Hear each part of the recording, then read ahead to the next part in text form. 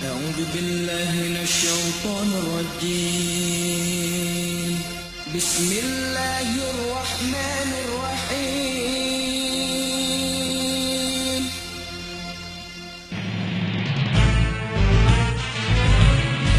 الله أكبر الله أكبر الله أكبر الله أكبر الله أكبر الله أكبر الله أكبر الله أكبر الله ربنا وهو حسبنا محمد رسول الله هو قوتنا والقرآن إمامنا والجهاد سبيلنا والشهادة روحتنا الله أكبر الله أكبر الله أكبر الله أكبر الله أكبر الله أكبر الله أكبر الله أكبر حي على الجهاد حي على الجهاد ننصر الإسلام والمسلمين حي على الجهاد حي على الجهاد ننصر الإسلام والمسلمين عش كريما أو مشهيدا عش كريما أو مشهيدا عش كريما أو مشهيدا عش كريما أو مشهيدا الله أكبر الله أكبر الله أكبر الله أكبر الله أكبر الله أكبر الله أكبر الله أكبر.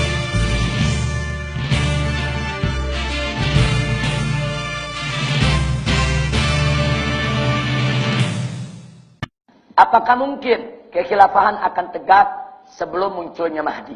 Wallahu a'lam. Ya, kita nggak bisa katakan apakah akan tegak, apakah akan tidak. Tapi kalau secara logika, ya mungkin saja. Nah, karena memang nggak ada satu dalil pun yang menyatakan sampai Mahdi nggak bakal ada khalifah, nggak ada. Dan nggak ada juga dalil yang mengatakan sebelum Mahdi datang akan ada khalifah, nggak ada.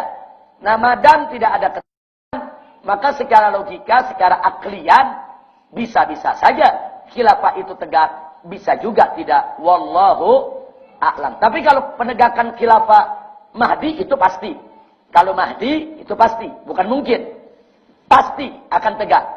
Tapi kalau sebelum Mahdi, sekarang ini, apakah ada khilafah? Wallahu a'lam. Mungkin ada, mungkin tidak. Itu satu. Nah yang kedua, tentang saudara-saudara kita di Hizbut Tahrir. Yang luar biasa perjuangan di dalam sosialisasi soal khilafah. Nah, saya pikir kalau soal khilafah, Ahlus Sunnah tidak ada perbedaan pendapat. Khilafah itu harus tegak, khilafah itu mesti ada. Hanya saja Ahlus Sunnah berbeda pendapat di dalam menyikapi al-waqi'iyat. Kenyataan-kenyataan yang ada saat ini. Oh, umat Islam terpisah-pisah, ada negara Saudi, negara Irak, negara Iran, negara Indonesia, negara Malaysia pecah menjadi negara-negara. Ini kan namanya fakta, kenyataan. Kenyataannya semacam ini, realita. Nah, pertanyaannya, sementara negara Islam ini terpecah seperti ini, khilafah belum tegak, apakah kepemimpinan ini tidak sah? Itu jadi perdebatan tinggi. Sebab kalau kepemimpinan ini semua dianggap tidak sah, semua berdosa. Nah, ini yang menjadi kajian para fuqaha. Akhirnya banyak fuqaha mengatakan nggak apa-apa. Masing-masing negeri punya pemimpin, masing-masing negeri punya pemimpin. Tapi dengan syarat mereka terus membangun kerjasama supaya ke depan nanti mereka mudah disatukan. Supaya ke depan nanti mereka menyatu di bawah satu khilafah yang alami. Nah, ini yang jadi perdebatan. Nah, kemudian muncul lagi perdebatan. Bagaimana kalau negara Islam ada yang pakai sistem demokrasi seperti Indonesia? Nah, apa boleh kita terlibat di dalamnya? Nah, di sini ada perbedaan. Ada kelompok saudara kita mengatakan nggak boleh. Kita harus konfrontasi, harus kita lawan. Tapi sebagian saudara kita bilang, ya demokrasi ini memang nggak boleh. Tapi realitanya saat ini yang ada pilihan di depan kita demokrasi. Kalau kita tidak manfaatkan, tidak kita tunggangi, kita tidak masuk ke dalamnya, nanti musuh Islam yang pada masuk. Nanti musuh Islam yang ngatur negara ini. nanti madaratnya akan lebih besar. Sementara dalam kaidah fikih kan ada dinyatakan, yaitu wujubul amal bi akhfid dororin. Beramal dengan doror yang lebih kecil. Akhirnya sebagian saudara kita boleh, nggak apa-apa masuk ke parlemen. Tapi dengan syarat, jangan dia menghalalkan demokrasi. Dia hanya masuk lil darurah, lil hajah. Nah ini yang diperdebatkan. Ini yang diperdebatkan. Tapi kalau soal khilafah, ulama sepakat. Khilafah harus ditegakkan. HTI betul. Memang khilafah itu harus ditegakkan. Nah cuma memang ada perbedaan antara FPI dengan HTI. HTI punya proposal untuk pendirian khilafah. Memang sangat idealis, sangat bagus. Itu tidak kita pungkiri. Sangat idealis, sangat bagus. Memang seperti itu yang kita inginkan. Hanya saja kita di Front Pembela Islam menginginkan tesis soal khilafah yang sudah begitu bagus, yang sudah begitu luar biasa, di dalam pelaksanaan untuk mewujudkannya, jangan kita menolak kenyataan yang ada. Artinya begini, jangankan menyatukan seluruh dunia Islam di bawah satu khilafah, menyatukan Malaysia sama Indonesia aja setengah mati. Indonesia ini disatuin sama Malaysia, wah setengah mati, sampai sekarang lagi pada berebut pulau. Pulau diperebutkan sampai ke pengadilan. Coba kita pikirkan pakai logika aja. Ini kerja mudah atau kerja sulit untuk menyatukan dua negara? Dua negara Indonesia dengan Malaysia bersatu. Umpamanya menjadi negara Nusantara. Saya mau tanya jujur, itu kerjaan mudah atau sulit? Enggak gampang. Enggak gampang. Lalu bagaimana menyatukan 125 negara lebih? Negara Islam di dunia saat ini 125 negara lebih. Gimana menyatukan mereka semua? Dulu Mesir pernah disatukan dengan Libya. Namanya Republik Persatuan Arab. Satu, jadi satu negara. Tapi di tengah perjalanan konflik. Yang orang Mesir pengen yang mimpin, yang orang Libya pengen yang mimpin. Pecah lagi. Ya sudah kalau gitu jalan masing-masing. Akhirnya Libya jadi negara sendiri, Mesir jadi negara sendiri.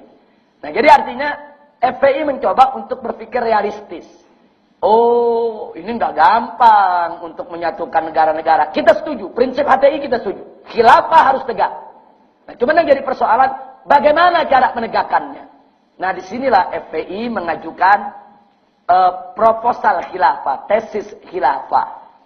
Anda bisa baca, kalau Anda salah satu daripada aktivis FPI, itu dituangkan di hasil Munas yang lalu, bukan Munas kemarin, Munas yang sebelumnya.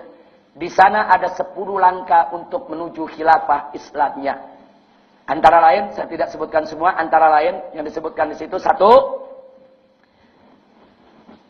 Jadi begini, sebelum saya masuk ke pertama.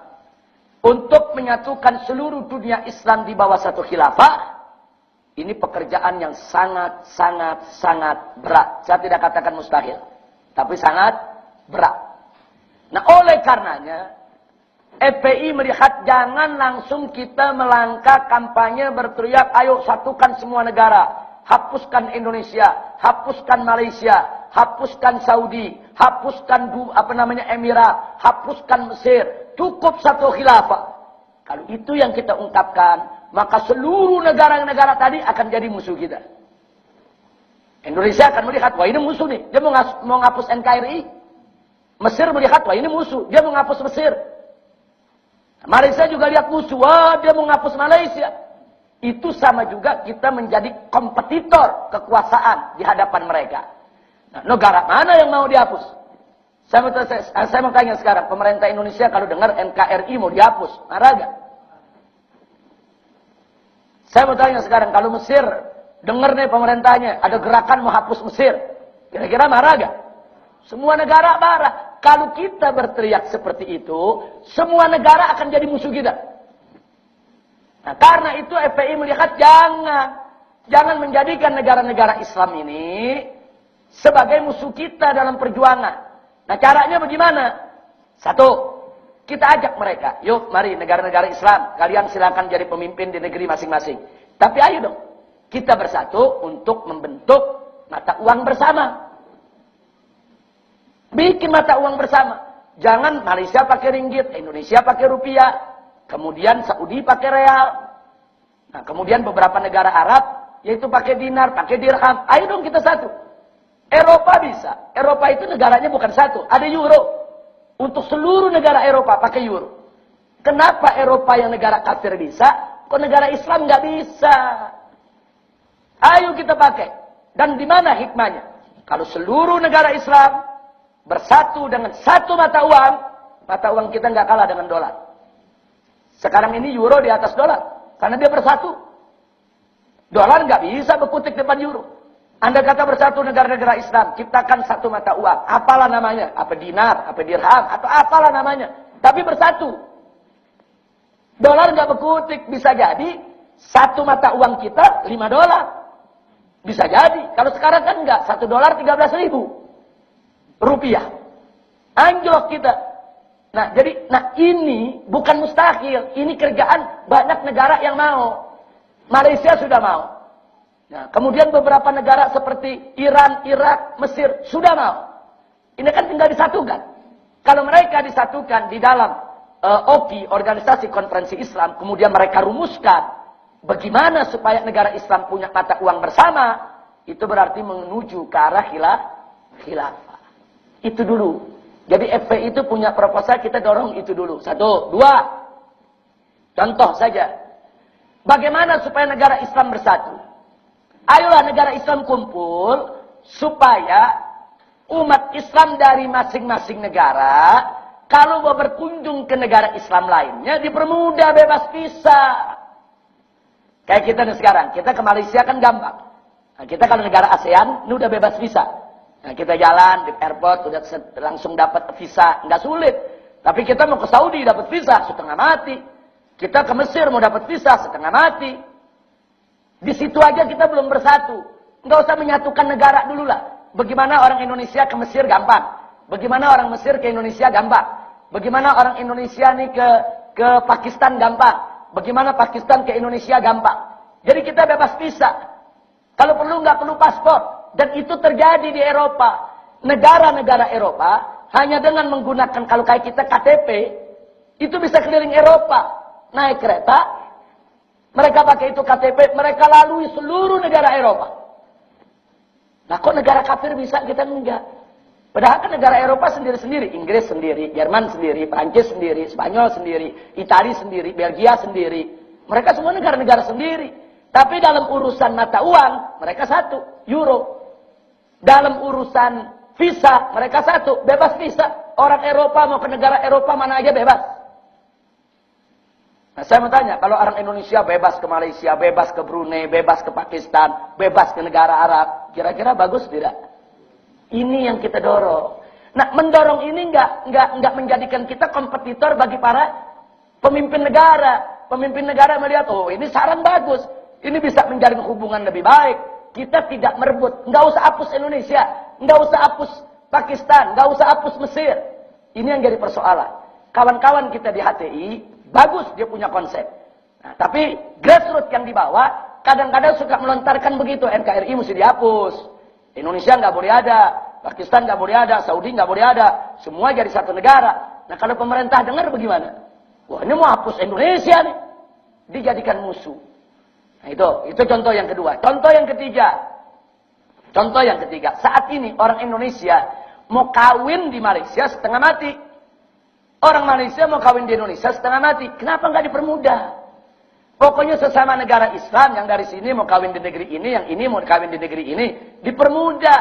Ini yang mesti didorong. Yang keempat, di Eropa itu mereka punya parlemen bersama. Jadi Inggris punya DPR, Belanda punya DPR, Italia punya DPR. Nah, DPR ini mengirim utusan. Mereka membentuk parlemen Eropa. Jadi parlemen Eropa kalau sudah berkumpul, seluruh negara Eropa ada. Dahsyat, ini orang kafir bisa bersatu begitu. Padahal beda-beda negara. Kenapa kita negara Islam nggak bisa? Yang kelima, kita lihat, ini orang-orang kafir nih.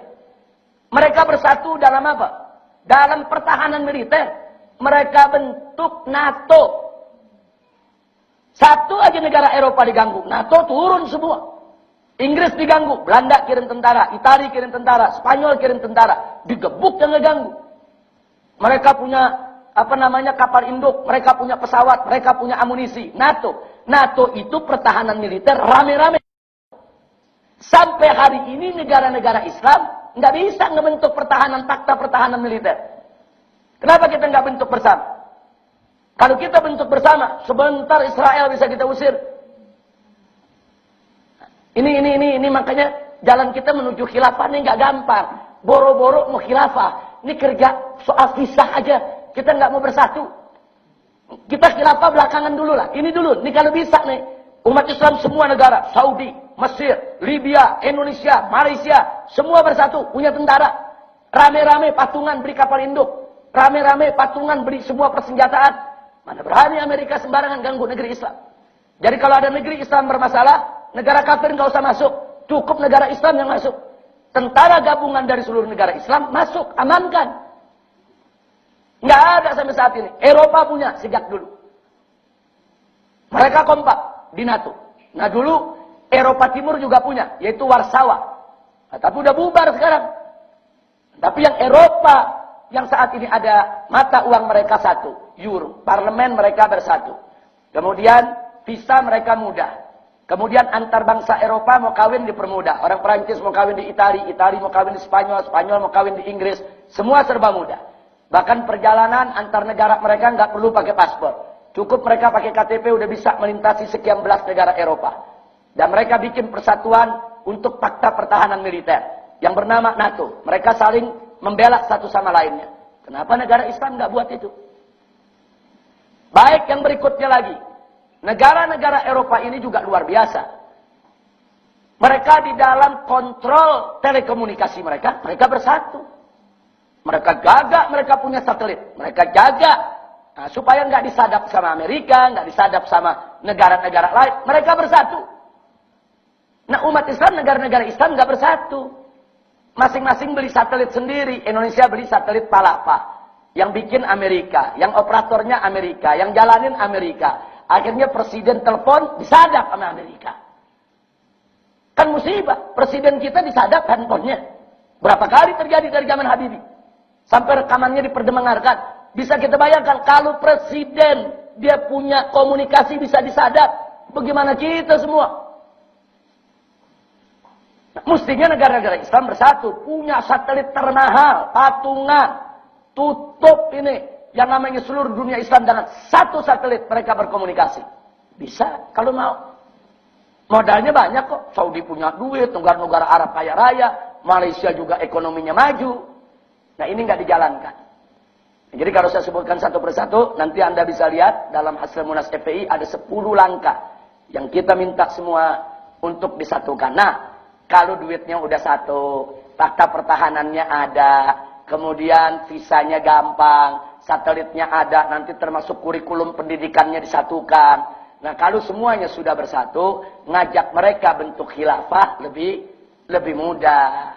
Ya sudahlah, ini kita udah satu semuanya. Nah, bagaimana kita bikin aja khilafahnya. Nah, khilafahnya apa? Ya sudah, organisasi konferensi Islam yang menjadi khilafahnya. Presiden-presiden yang ada di negara-negara, anggap itu amir-amirnya. Kan bisa. Jadi Indonesia punya presiden, Saudi punya raja, tapi semua presiden, semua raja, semua perdana menteri yang ada di negeri-negeri Islam, tunduk kepada satu khalifah. Kan bisa. Siapa bilang tidak bisa, ya ikhwan? Kan dulu juga di zaman para sahabat, tiap daerah kan ada amirnya diangkat, saudara. Ini kan cuma soal istilah. Presiden, Perdana Menteri. Ini istilah. Nah, jadikan mereka sebagai amir-amir. Itu ngomongnya enak. Ngomongnya nih enak. Nah, ini hari ini siang ini kita mimpi udah bagus kan? Bagus mimpi, Masya Allah, kalau bersatu. Tapi mewujudkannya setengah mati, saudara. Nah, karena itu, saya berharap mudah-mudahan dengan adanya gerakan-gerakan semacam ini dimudahkan oleh Allah Subhanahu wa taala untuk kemudian dalam waktu dekat khilafah Islam bisa tegak di atas muka bumi. Insya Allah. Sekurang-kurangnya saya mau ingatkan. Andai kata dari kita ke Imam Mahdi tidak ada lagi khilafah. Andai kata. Enggak apa-apa kita berjuang untuk khilafah. Loh kenapa? Setidaknya kita ikut andil di dalam proses kedatangan Imam Mahdi. Kita nggak bisa menegakkan khilafah, kan Imam Mahdi bisa. Tapi kan Imam Mahdi kan nggak ujuk-ujuk khilafah itu tegak. Imam Mahdi itu kan ada proses. Lahir dulu, jadi anak-anak, remaja, punya ilmu, kemudian berdakwah, nah kemudian beliau ini dibaiat. Ada proses. Kemudian beliau dikejar musuh, mau dibunuh oleh musuh. Ada proses. Enggak begitu saja lahir langsung jadi khalifah. Enggak begitu. Nah, artinya kalau kita sekarang berteriak khilafah, kita jual konsep khilafah, kita berjuang buat khilafah, andai kata pun khilafah sebelum Mahdi tidak ada, minimal kita ikut tanam andil untuk menegakkan khilafah di zaman Imam Mahdi. Insya Allah tegak. Pokoknya ikut andil sekecil apapun. Nah, jadi nggak ada masalah. HTI dengan program khilafahnya, FPI juga ada menyinggung soal khilafahnya. Teruskan semampu kita. La yukallifullahu nafsan illa wus'aha. Nah, mudah-mudahan Allah Subhanahu wa taala yaitu memberikan kepada kita semua sehat walafiat dan keberkahan di dalam menuntut ilmu, serta supaya ilmu kita menjadi manfaat. Amin ya rabbal alamin. FPI harus ikut berperan aktif dalam upaya menegakkan khilafah Islamiyah alamiyah sesuai syariat, melalui langkah-langkah logis realistis yang elegan dan bertanggung jawab, serta sejalan dengan nafas kemajuan dunia, yaitu dengan mendorong 1. Peningkatan fungsi dan peran organisasi konferensi Islam. 2. Pembentukan parlemen bersama dunia Islam. 3. Pembentukan pasar bersama dunia Islam. 4. Pembentukan fakta pertahanan bersama dunia Islam. 5. Penyatuan mata uang dunia Islam. 6. Penghapusan paspor dan visa antar dunia Islam. 7. Kemudahan asimilasi perkawinan antar dunia Islam. 8. Penyeragaman kurikulum pendidikan agama dan umum dunia Islam. 9. Pembuatan satelit komunikasi bersama dunia Islam. 10. Pendirian Mahkamah Islam Internasional. Tegakkan khilafah Islamiyah, bukan hapuskan NKRI, tapi justru memperluas NKRI yang semula dari Sabang sampai Merauke menjadi dari Sabang sampai Maroko.